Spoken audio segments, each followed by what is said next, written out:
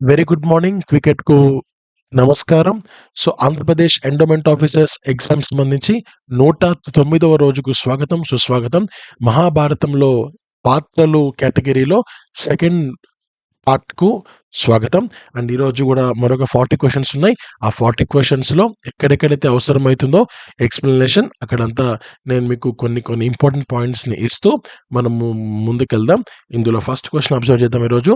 First question అభిమన్యుడి భార్య ఎవరు? Answer ఉత్తర. మత్స్యరాజ్యంకి చెందిన విరాట్ రాజు కుమార్తె పేరు ఉత్తర. అది మనకు point number 1. Okay. Point number 2 ఏంటంటే పాండవులు అజ్ఞాతవాసంలో ఉన్నప్పుడు అర్జునుడు ఈమె ఉత్తరకు నాట్యం నేర్పిస్తాడనమాట. సో, ఆ తర్వాత అదే అర్జునుడు ఉత్తరను అభిమన్యుడికి ఇచ్చి వివాహం జరిపిస్తాడు. ఇది ఒక ముఖ్యమైన పాయింట్ అండి. ఇది గుర్తుపెట్టుకోండి. తర్వాత మూడో ఇంపార్టెంట్ పాయింట్. సో, అభిమన్యుడి మరణం తర్వాత ఉత్తర అంటే అభిమన్యుడు మరణించే సమయంలో ఉత్తర గర్భవతిగా ఉంటుంది. సో, ఆ గర్భవతిగా ఉన్నప్పుడు ఆ పిండాన్ని ఎలాగైనా సరే చంపాలని ప్రయత్నిస్తే దాన్ని కాపాడిన శ్రీకృష్ణుడు ఆ తర్వాత ఆమెకు కొడుకు పుడతాడు. ఆ కొడుకు పేరు పరీక్షిత్తు. ఇది సమ్ ఇంపార్టెంట్ పాయింట్. ఆ పరీక్షిత్తు కూడా నెక్స్ట్ హస్తినాపురానికి రాజుగా ఉంటాడనమాట. ఇది ఈ 3 ఇంపార్టెంట్ పాయింట్స్ ఈ బిట్‌కి సంబంధించి మీరు గుర్తుపెట్టుకోండి. సో, ఫస్ట్ ఇంపార్టెంట్ పాయింట్ ఏంటి? ఆమె మత్స్య రాజ్యానికి చెందిన విరాట్ రాజు కుమార్తె. నంబర్ 2 ఏంటి? ఆ పాండవులు అజ్ఞాతవాసంలో ఉన్నప్పుడు అర్జునుడు ఈమెకు నాట్యం నేర్పిస్తాడు. ఆ తర్వాత అభిమన్యుడితో ఆమెకు వి వివాహం జరుగుతుంది. తర్వాత కుమారుడి పేరేంటి? పరీక్షిత్తు. సో, ఆమె అంటే వాళ్ళ భర్త అభిమన్యుడు చనిపోయే సమయంలో ఉత్తర గర్భవతిగా ఉన్నప్పుడు ఆమె పిండాన్ని ఎలా సరే విచ్ఛిన్నం చేయాలని చాలామంది చూస్తారు. బట్ దాన్ని ఆ ప్రయత్నాలు విఫలమవుతాయి. అండ్ ఉత్తర ఒక కొడుక్కి జన్మనిస్తుంది. సో, ఆ కొడుకు పేరు పరీక్షిత్తు. ఆయన హస్తినాపురానికి రాజుగా ఉంటాడనమాట. రాజు అవుతాడు. ఓకే. ఇది ఫస్ట్ క్వెషన్. నెక్స్ట్ క్వెషన్ ఉత్తర తండ్రి ఎవరు? ఇది మీకు పైన నేను చెప్పాను గదా! విరాట్ రాజు కుమార్తె విరాట్ మహారాజు. సో, మత్స్య రాజ్యానికి సంబంధించిన వ్యక్తి. సో, విరాట్ రాజు భార్య పేరు మీరు ఒకసారి ఐడియా పెట్టుకుంటే ఆమె పేరు సుధేష్ట. సుధేష్ట, విరాట్ రాజు. వాళ్ళ ఇద్దరికీ పుట్టిన కుమార్తె పేరు ఉత్తర. సో, తర్వాత అతని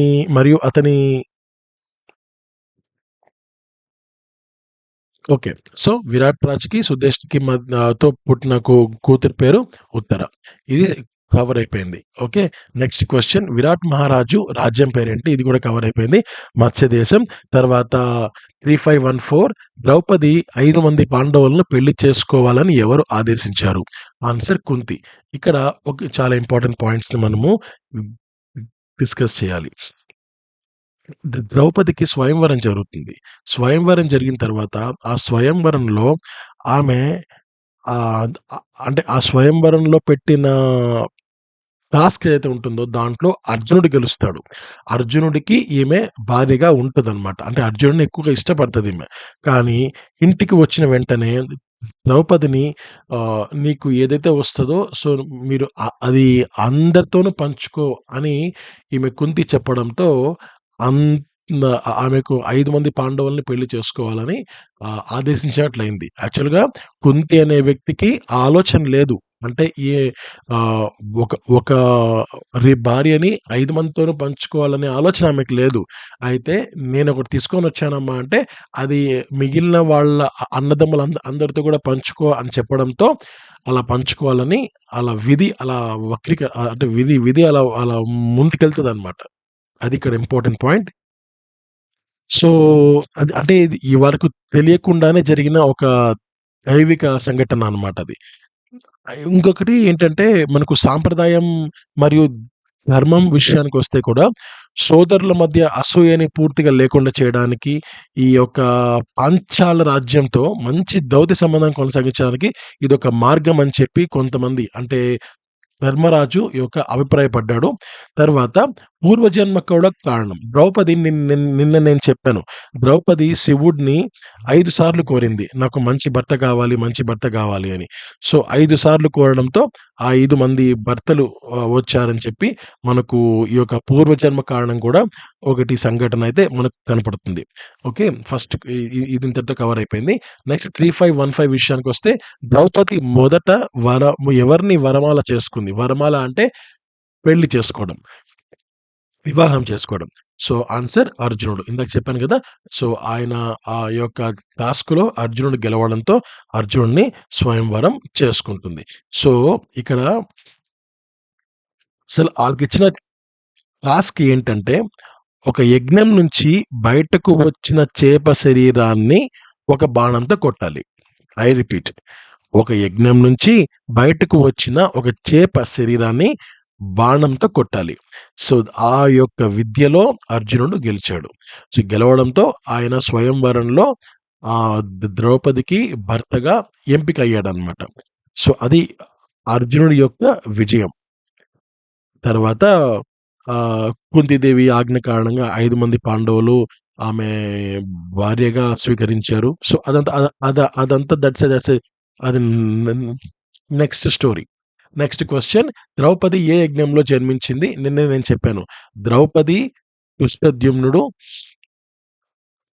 వీళ్ళ ఆ ఇద్దరు పిల్లలు ఒక యజ్ఞం వల్ల పుట్టారు అని చెప్పి నేను మీకు చెప్పాను గదా! సో, ద్రౌపది, ధృష్టద్యుమ్నుడు ఎవరి పిల్లలు? ద్రుపదుని పిల్లలు. ఆ ద్రుపదుడు ఒక యజ్ఞం చేస్తాడు. ఆ యజ్ఞంలో నుంచి వచ్చిన పిల్లలు ద్రౌపది మరియు ధృష్టద్యుమ్నుడు. సో, దీనికి ఆన్సర్ పుత్రకామేష్టి యజ్ఞం. పుత్రకామేష్టి యజ్ఞం. ఇక్కడ పుత్రకామేష్టి యజ్ఞం గురించి అబ్జర్వ్ చేస్తే మనకు అగ్నిగుండం నుంచి జన్మించారు కదా! సో, ద్రోణాచార్యుడు ఈ యొక్క ద్రుపదుడిని చాలా చాలా అవమానిస్తాడు. అవమానించడంతో సో, ఎట్లైనా సరే ద్రోణాచార్యుడిని చంపగల కొడుకుని ప్రసాదించమని చెప్పి ఈ యజ్ఞం చేయిస్తారనమాట. సో, అప్పుడే ఈ యొక్క ద్రౌపది, ఈ యొక్క ధృష్టద్యుమ్నుడు ఇద్దరు జన్మిస్తారనమాట. ఇది ఇక్కడ ఇంపార్టెంట్ పాయింట్. తర్వాత ఫైన్. సో, ద్రుపదుని పుత్రకామేష్టి యజ్ఞం నుంచి ఆమె జన్మించింది. నెక్స్ట్ ద్రుపదుని కుమారుడు ఎవరు? ఆన్సర్ ధృష్టద్యుమ్నుడు. ఇది కూడా మనం కవర్ చేశాం కదా! సో, ఇది కూడా కంప్లీట్ అయిపోయింది. సో, ధృష్టద్యుమ్నుడు ఎవరి సైన్యాధిపతి అయ్యాడు అంటే దీనికి ఆన్సర్ పాండవుల సైన్యాధిపతి. ఓకే. తర్వాత భీష్ముడు ఎవరి చేతిలో వీరమరణం పొందాడు? శిఖండితో ముందుండగా అర్జునుని బాణాలతో ఆయన వీరమరణం పొందాడు. భీష్ముడిని ఓడించడానికి అర్జునుడు చాలా చాలా బాణాలేశాడండి. అయితే శిఖండిని కవచంగా ఉపయోగించి అర్జునుడు భీష్ముడిపై దాడి చేశాడు. ఇక్కడ భీష్ముడు పడిపోయిన తర్వాత శరీరానికి బాణాలు గుచ్చిన స్థితిలో అంపశయ్యపై ఉన్నాడాయన. ఆ యొక్క భీష్ముడు. అయితే ఇక్కడ ఒక పాయింట్ అబ్జర్వ్ చేయండి. ఇచ్ఛామరణం అని ఉంటది. ఇచ్ఛామరణం అంటే నాకు కావాలి అనుకున్న సమయంలోనే నేను ప్రాణాలు వదలాలి అనే ఒక వరం అనేది మనకు భీష్ముడి దగ్గర కనిపిస్తుంది. ఆ ఇచ్ఛామరణంలో భీష్ముడు ఏం కోరుకున్నాడు అంటే, నేను ఉత్తరాయణం వచ్చే వరకు నేను చనిపోకూడదు అనేది భీష్ముడికి ఉన్న వరం అన్నమాట. సో, ఉత్తరాయణం వచ్చిన వెంటనే ఆయన తన ప్రాణాల్ని విడిచిపెట్టడం జరిగింది. ఓకే. ఇది 19. నెక్స్ట్ 3520 శిఖండిది అసలు పేరేంటి? శిఖండి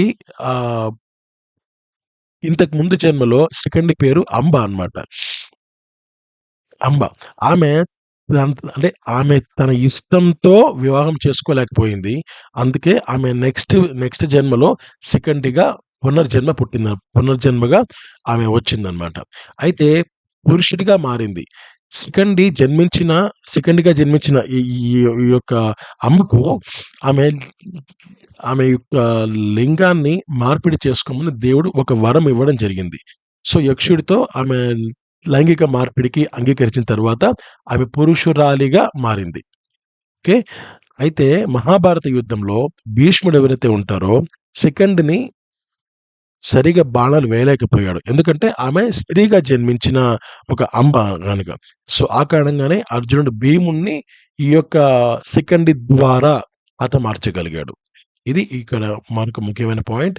నెక్స్ట్‌ది 3521 క్వెషన్ విషయానికొస్తే శిఖండిని ఎవరి పునర్జన్మ చెప్పబడింది? ఆన్సర్ అంబ. ఇది నేను కవర్ చేశాను. తర్వాత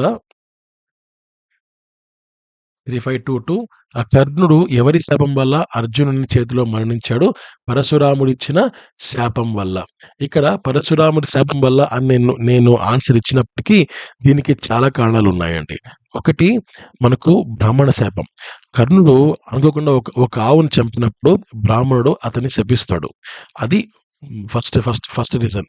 సెకండ్ రీజన్ ఏంటంటే భూదేవి యొక్క శాపం. అంటే కర్ణుడు నేల నుండి పాలు పిండినప్పుడు ఒక ఏడుస్తున్న పాప ఉంటుంది. ఆ పాపకి సహాయం చేయాలనే ఉద్దేశంతో భూదేవి అతన్ని శపిస్తుంది. అతను అత్యంత క్లిష్ట సమయంలో, అత్యంత చాలా ఇబ్బందికరమైన సమయంలో అతను ఆహ్, మోసగించబడతాడని ఆమె నిర్ణయిస్తుంది. సో, అది గూడా భూదేవి యొక్క శాపం. తర్వాత మూడవ ఇంపార్టెంట్ పాయింట్ ఏంటంటే పరశురాముడి శాపం. ఇప్పుడు నేను ఆన్సర్ ఇచ్చిన విధంగా. అంటే కర్ణుడు బ్రహ్మాస్త్ర విద్యను నేర్చుకునేటప్పుడే నేను క్షత్రియుణ్ణి అని అబద్ధం చెప్పినందుకు పరశురాముడు అతన్ని శపిస్తాడు. అంటే విద్య నాకు కావాలి. సో, నేను క్షత్రియుడిని అని అబద్ధం చెప్పి విద్య నేర్చుకుంటాడు. సో, అలా కారణంగా పరశురాముడు శాపమిస్తాడు. ఆ శాపం ఒకటి. తర్వాత నాలుగోదేంటంటే ఇంద్రుడి యొక్క ఇంద్రాస్త్రం. ఇంద్రుడు తన కుమారుడైన అర్జునుడికి రక్షించడానికి కర్ణుడు తన కవచ కుండలాలను దానం చేయవలసి వస్తదనమాట. సో, ఇంద్రుడు బ్రాహ్మణుడి రూపంలో వచ్చి కర్ణుడిని అడుగుతాడనమాట. సో, అప్పుడు ఇవ్వాల్సొస్తది. అది ఒక ఇబ్బందయిందాయనకు. తరువాత ఆహ్, కర్ణుడు ఆయన రథంతో ముందుకెళ్తున్న సమయంలో ఒక బురదలో అతని యొక్క రథానికి సంబంధించిన చక్రాలు పూర్తిగా ఇరుక్కుపోతాయన్నమాట. అలా ఇరుక్కుపోవడంతో ఆయుధాలని సరిగ్గా వాడలేకపోతాడు. అది గూడా ఒక ఇబ్బందయింది. సో, అలా మొత్తం ఈ 5 కారణాలతో ఈ యొక్క కర్ణుడు అర్జునుడి చేతిలో మరణిస్తాడు. తర్వాత కర్ణుడు తన కవచ కుండలాలను ఎవరికిచ్చాడు? ఇందాక నేను చెప్పాను గదా! ఆన్సర్ ఇంద్రుడు. నెక్స్ట్ అర్జునుని రథం ఎవరి ప్రసాదం? ఆన్సర్ అగ్నిదేవుడి ప్రసాదం. ఇక్కడ ఒక పాయింట్ అండి. అర్జునుడు శ్రీకృష్ణుడితో ఓకే. అది నెక్స్ట్ పాయింట్ లెండి. సో, అగ్నిదేవుడి యొక్క ప్రసాదం.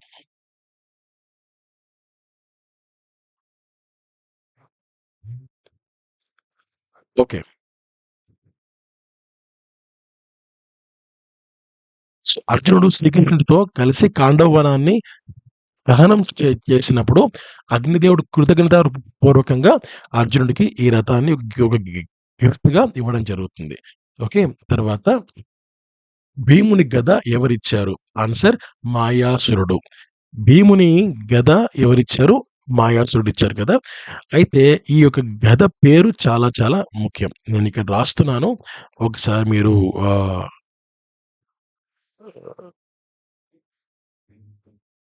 చూడండి. వృగోదరం. భీముని గద పేరు వృగోదరం. అది మాయాసురుడు ఇస్తారనమాట. ఇది గుర్తుపెట్టుకోండి. తర్వాత 3526 అర్జునుడికి గాంధీవం ధనస్సు ఎవరిచ్చారు? గాంధీవం ధనస్సు ఎవరిచ్చారంటే వర్ణదేవుడిచ్చాడనమాట. సో, అర్జునుడు అభ్యర్థిస్తాడు. అర్జునుడు నాకేదైనా సరే కొన్ని కొన్ని అవసరమైన దివ్య ఆయుధాలని కోరాడు. ఇవ్వండి అని చెప్పి. ఎందుకు అడుగుతాడు ఈయన? అంత అవసరం ఏమొచ్చింది అంటే, బ్రహ్మదేవుని ఆదేశం ప్రకారంగా ఇంద్రుడిని ఎదిరించి చివరికి అర్జునుడిని సహాయం అడిగాడు. ఎవరు? అగ్నిదేవుడు. అలా సహాయం అడగడంతో ఇన్ రిటర్న్ నేను మీకు సహాయం చేస్తాను. నాకు కూడా మీరు కొన్ని కొన్ని మీరు నాకు ఇవ్వండి అని కొన్ని కొన్ని ఆయుధాన్ని కోరుతాడు. అలా కోరిన సమయంలో అర్జునుడికి గాంధీవ ధనస్సుని ఇస్తారనమాట. ఇది 3526 క్వెషన్. నెక్స్ట్ 3527 భీముడు హిడింబిని పెళ్లి చేసుకొని ఎవరు పుట్టారు వాళ్ళకు అంటే ఘటోత్కచుడు. హిడింబాసురుడిని భీముడు ఓడిస్తాడు. బాగా గుర్తుపెట్టుకోండి. భీముడు హిడింబాసురుడిని ఓడిస్తాడు. హిడింబాసురుడిని ఓడించిన తర్వాత హిడింబి అంటే ఈ యొక్క హిడింబి ఎవరు అంటే హిడింబాసురుడి యొక్క సోదరి. ఆమె భీముడిని ప్రేమించి అతనితో వివాహానికి అంగీకరిస్తుంది. అయితే ఒక షరతు పెడతారనమాట. హిడింబికి ఒక షరతు. అదేంటంటే ఒక శిశువు పుట్టగానే వెళ్ళిపోతాను అని చెప్తాడనమాట. అలా అలా షరతు పెట్టినప్పటికీ కూడా ఆమె ఆయన్ని వివాహం చేసుకుంటుంది. సో వాళ్ళకు ఘటోత్కచుడు అనే కుమారుడు పుడతాడు. సరే, ఘటోత్కచుడు అనే పేరు ఎందుకు వస్తుంది తెలుసా? అతనికి తల కుండ ఆకారంలో ఉంటుందన్నమాట. ఆ కుండ ఆకారంలో ఉండడంతో అతనికి ఆ ఘటోత్కచుడు అనే పేరుని వాళ్ళు ఫైనల్ చేస్తారు. నెక్స్ట్ క్వశ్చన్, ఘటోత్కచుడు ఎవరి చేతిలో మరణిస్తాడు? ఆన్సర్ కర్ణుడు శక్తాయుధం వాడి. ఇక్కడ ఘటోత్కచుడు చాలా చాలా కఠినమైన వ్యక్తి. ఆయన తన మాయాశక్తులతో కర్ణుడిని చాలా అయోమయానికి గురి చేస్తాడు. చాలా కన్ఫ్యూజన్‌కి ఆయన గురి చేస్తాడనమాట.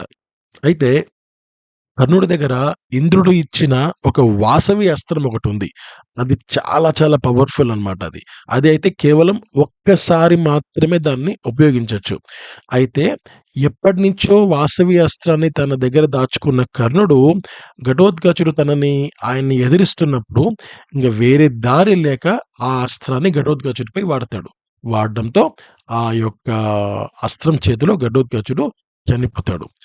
సో, ఇది ఆ శక్తాయుధం లేదా వాసవి అస్త్రం అని అని కూడా వాడతారు. సో, ఇది నెక్స్ట్ క్వెషన్. శక్తాయుధాన్ని కర్ణుడికి ఎవరిచ్చారు? ఆన్సర్ ఇంద్రుడు. ఆ తర్వాత కవర్ అయిపోయింది.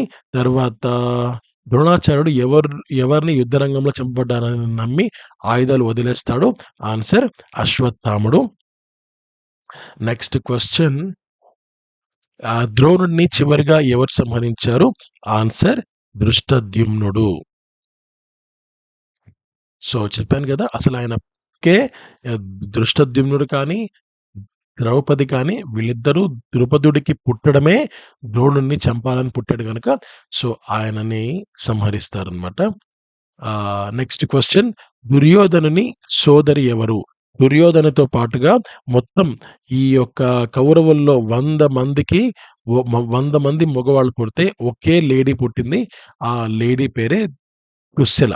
సో, 100 మంది అన్నతమ్ముళ్లకు ఒకే చెల్లెలు. ఆ చెల్లెలి పేరు దుశ్శల అన్నమాట.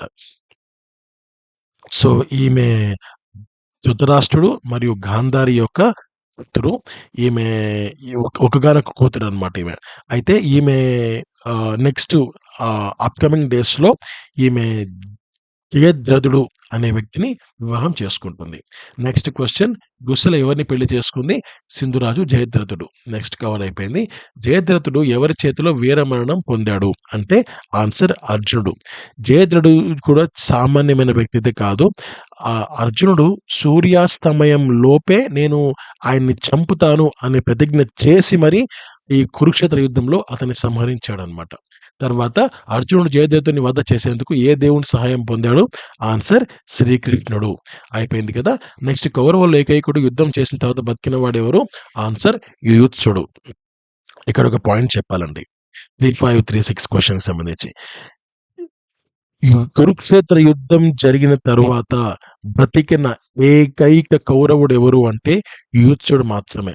సో, ఎందుకు బతికాడు అంటే ఆయన యుద్ధ సమయంలో కౌరవ శిబిరం నుంచి పాండవుల శిబిరంకి చేరి యుద్ధం నుంచి బయటపడ్డాడు. ఓకే. ఆన్సర్ ఏకైక కౌరవ బతికిన వ్యక్తి ఎవరు అంటే యుయుత్సుడు. నెక్స్ట్ క్వెషన్, అశ్వత్థాముడు ఏ శాపం పొందాడు? నిత్య జీవిగా భూమిపై తిరుగుతూ బాధపడాలని శాపం. ఇది 3537. ఇక్కడ ఒక పాయింట్ అండి. కృష్ణుడు దురాచారాన్ని శిక్షించడానికి అతనికి ఎప్పటికీ నువ్వు బతికే ఉండాలి అని ఒక శాపాన్ని విడిచిపెడతాడు.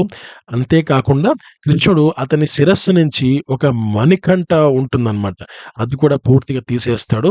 తీసేసి సో, శాపగ్రస్తుడిగా శతాబ్దాల పాటు భూమిపైనే సంచరిస్తూ ఉండాలని, బాధపడాలని ఈ యొక్క కృష్ణుడు ఇచ్చే శాపం మేరకు అశ్వత్థామ ఈ రోజుకి కూడా బతికే ఉన్నాడు. తర్వాత కౌరవులలో ధర్మపరుడు ఎవరు? ఆన్సర్ వికర్ణుడు. 3వ బలమైన వ్యక్తి కౌరవులలో 3వ బలమైన వ్యక్తి అండ్ 100 మంది కౌరవుల్లో ఈయన ఒకడనమాట. సో, దుర్యోధనుడు, దుశ్శాసనుడు వాళ్ళకి సంబంధించిన వాళ్ళ తరువాత ఉన్న వ్యక్తి వికర్ణుడనమాట. ఆయన ధర్మపురుడు అని ఇక్కడ ఎందుకంటున్నారంటే, ద్రౌపది విషయంలో ఆయన ద్రౌపదికి జరిగిన అవమానం సమయంలో ప్రశ్నించిన ఏకైక కౌరవ వీరుడెవరు అంటే వికర్ణుడు మాత్రమే. సో, అందుకే ఆయన కౌరవులలో ధర్మపరుడుగా ఉన్నాడనమాట. నెక్స్ట్ క్వెషన్, పాండవులలో చిన్నవాడు ఎవరు? సహదేవుడు. సో, నేను చెప్పాను గదా! కౌరవులలో మనకు మొత్తం పాండవులలో మొత్తం మనకు 5 మందున్నారు. సో, 5 మందిలో ఒకరు ఒక భార్యకు ముగ్గురు, మరొక భార్యకు ఇద్దరు. సో, ఈ ఇద్దరు తల్లి ఎవరు? మాద్రి. ఆ మాద్రికి నకులుడు, సహదేవుడు వీళ్ళిద్దరూ కూడా పిల్లలని చెప్పాను గదా! సో, ఈ యొక్క చిన్నవాడెవరు? సహదేవుడు. ఓకే. సహదేవుడు. ఇతను అంటే నకుల, సహదేవులు ఇద్దరు కవల పిల్లలనమాట.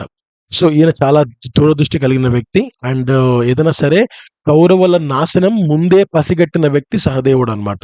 అండ్ కురుక్షేత్ర యుద్ధానికి సమయం ఫిక్స్ చేసింది గూడా సహదేవుడే. అందుకని ఇతనుకు ఆహ్, ఓకే. ఈయన కాస్త ఎక్కువ ముందు దృష్టి ఎక్కువుంటుందనమాట ఈయనకు. తర్వాత నెక్స్ట్ క్వెషన్, నకులుడు ఏ శాస్త్రంలో నైపుణ్యం పొందాడు? అశ్వచికిత్స. అంటే గుర్రాల సంరక్షణ విషయంలో ఈ నకులుడికి కాస్త ఎక్కువ కాస్త ఆలోచన ఎక్కువుంటదనమాట. నకులుడు కూడా సామాన్యమైన వ్యక్తి కాదు. చాలా తెలివితేటలు కలిగిన వ్యక్తి. ముఖ్యంగా ఈ నకుల, సహదేవులు ఆయుర్వేదం చాలా ఎక్కువగా తెలిసిన వ్యక్తులనమాట. తర్వాత సహదేవుడు ఏ శాస్త్రంలో నైపుణ్యం పొందాడు? ఆన్సర్ జ్యోతిష్యం.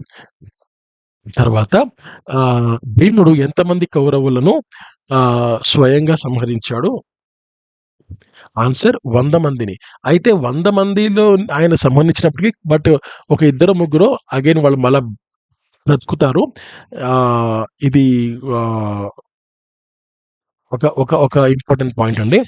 భీముడికి, కౌరవులకి మధ్య ఒక కౌరవుల మధ్య భీముని పాత్ర చాలా చాలా విశిష్టంగా ఉంటుంది. అంటే ఈ యొక్క వాళ్ళ బలహీనతల్ని, వాళ్ళ అసంబద్ధతల్ని ఆయన దృష్టిలో ఉంచుకొని అందరిని చంపాలనే ఆలోచనతోనే భీష్ముడు చాలా చాలా కీలక పాత్ర పోషిస్తాడు. భీముడు. భీముడు. తర్వాత దుర్యోధనుడి యొక్క చివరి యుద్ధం ఎవరితో జరిగింది? ఆన్సర్ భీముడు. భీముడితో జరిగింది. మహాభారతం యుద్ధం ముగింపు దశలో దుర్యోధనుడు భీముడితో గదాయుద్ధం చేయడానికి ఆయన ఎంచుకున్నాడనమాట. అయితే భీముడు కరెక్ట్‌గా అంటే ధర్మ ప్రకారంగా యుద్ధం చేయకపోయినప్పటికీ గద్దె పోరాట నియమాల్ని ఉల్లంఘించి దుర్యోధనుడిని ఓడించి ఆయన యొక్క మరణానికి కారణంగా నిలుస్తాడు. తర్వాత దుర్యోధనుడిని భీముడు ఎలా సంహరించాడు? గద యుద్ధంలో కొనలపై బలంగా కొట్టి సంహరిస్తాడు. సో, 3, 5, 4, 4 కూడా అయిపోయింది. తర్వాత 3, 5, 4, 5 పద్మవ్యూహం. So, పద్మవ్యూహం are Chakravyuham. భీష్ముడు ఏ వ్యూహంలో వీర మరణం పొందాడు? ఆన్సర్ చక్రవ్యూహం. సో, ద్రోణాచార్యుడు సృష్టించిన ఒక రకమైన వ్యూహం అన్నమాట ఇది. అంటే ఒక సైనిక వ్యూహం అని చెప్పి అంటారు కదా! సో, అలాంటిదన్నమాట ఇది. అయితే అందులోకి అభిమన్యుడు చాలా ధైర్యంగా ప్రవేశిస్తాడు. కానీ దాంట్లోకి వెళ్ళిన తర్వాత ఎలా బయటికి రావాలి? ఎలా తప్పించుకోవాలి? ఎలా ఎస్కేప్ అవ్వాలి? అనే విషయం ఆయనకు కాస్త ఐడియా రాదు. అలాంటి సమయంలో ఆయన పూర్తిగా దాంట్లోనే చిక్కుకొని పోతాడు. చిక్కుకుపోయిన పోయిన పోయిన తర్వాత అక్కడున్న కౌరవులు యోధులు అంటే కర్ణుడు లాంటి వాళ్ళు, దుర్యోధనుడు గాని, దుశ్శాసనుడు గాని వాళ్ళందరూ కలిసి ఆయనని పూర్తి సంహరిస్తారనమాట. సో, అయితే చాలా చాలా అన్యాయమైన మరణం ఇది. సో, అర్జునుడికి చాలా తీవ్రమైన బాధని కలిగిస్తదనమాట. తర్వాత మనకు 3, 5, 4, 6 విషయానికొస్తే చక్రవ్యూహాన్ని చెరిపివేసే రహస్యాన్ని ఎవరు తెలిసినవాడు? అర్జునుడు. బట్ అర్జునుడుకు ఆ ప్రదేశంలో ఉండడాయన. 4, 7 అభిమన్యుడు చక్రవ్యూహం నుంచి బయటపడే మార్గం ఎందుకు తెలియలేదు? అతని తండ్రి అర్జునుడు ఆ సమయంలో లేరు. తల్లి గర్భంలో ఉండగానే కథ విని మధ్యలో నిద్రపోయాడు. సో, ఇది ఇక్కడ పాయింట్ అండి. తర్వాత నెక్స్ట్ క్వెషన్, అభిమన్యుని వధలో ముఖ్యంగా పాలు పంచుకున్న వారెవరు? ద్రోణుడు, కర్ణుడు, దుశ్శాసనుడు కుమారుడు, కృపాచార్యుడు, అశ్వత్థాముడు, జయద్రథుడు. సో, వీళ్ళందరూ కలిసి ఆ పాలు పంచుకున్నారు. నెక్స్ట్ క్వెషన్ 4, 9 అభిమన్యుని వధకు ప్రతీకారం తీర్చుకున్నవాడెవరు? అర్జునుడు, జయద్రథుని వధ. తర్వాత లాస్ట్ క్వశ్చన్, మహాభారత యుద్ధం మొత్తం ఎన్ని రోజులు జరిగింది? 18 రోజులు. 18 రోజుల కురుక్షేత్రం ప్లేస్‌లో జరిగింది. పాండవులు, కౌరవుల మధ్య హస్తినాపుర సింహాసనం కోసం జరిగిన ఒక యుద్ధం పేరే మహాభారత యుద్ధం. అది కురుక్షేత్రంలో జరిగింది. సో, ఇవి ఈ రోజుకి సంబంధించిన 40 క్వెషన్స్ అనమాట. అండ్ రేపటి వీడియోలో మరికొన్ని క్వెషన్స్ విత్ ఎక్స్‌ప్లనేషన్స్ మనం చూద్దాం. Thank you so much. Have a great day. నమస్తే. జై హింద్.